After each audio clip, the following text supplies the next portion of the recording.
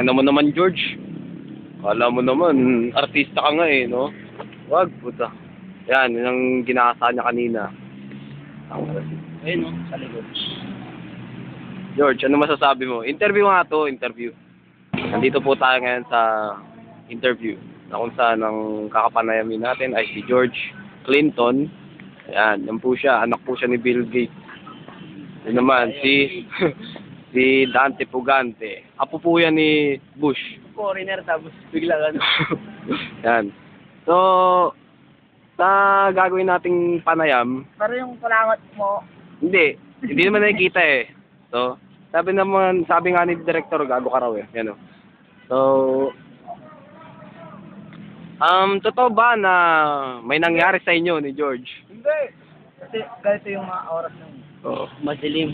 Madilim din siya. Oh, naiyak ka. Teka lang. Naiyak siya. Madilim mong paligid. Teka, mamaya na. Mukhang ilabas mo muna yung emosyon mo. Ikaw, George, ano bang talagang ginawa mo kay Dante? Kasi ganito yung story.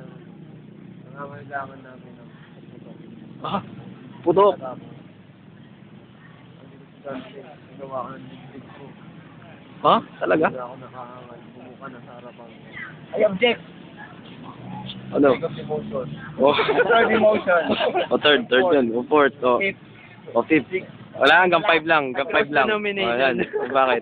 Respectfully close the nomination. Teka, ano nga ba talaga ang totoong nangyari? Ang nangyari kasi, Oh, pinipilit niya akong ano? parang, I disagree. Ubaran? Totoo ba yung George na pinipilit mo siyang ubaran? Pero sabi ko, wag ako, ayoko sinahin. I disagree. Yung sinabi ko sa kanya. Kabalik na rin. Ngunit subalit, Oh, pinabayaan ko na lang siya. bakit? Siya ng tubo. Tubo? Natapwat sa podcast. O, napakalalim na sinasabi mo eh. Kanan kaliwa. Oh. Foreigner Oh. Sa harapan at likod. Sa gilid man. Sa kabilang gilid man. Ah, Sa north, sa south. Sa west, sa east.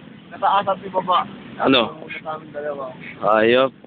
So, itutuloy po natin tong panayam na to. Papalimutan ko siya. Mamaya na. Tutuloy natin tong panayam na to dahil naubos na ang ating oras. Okay.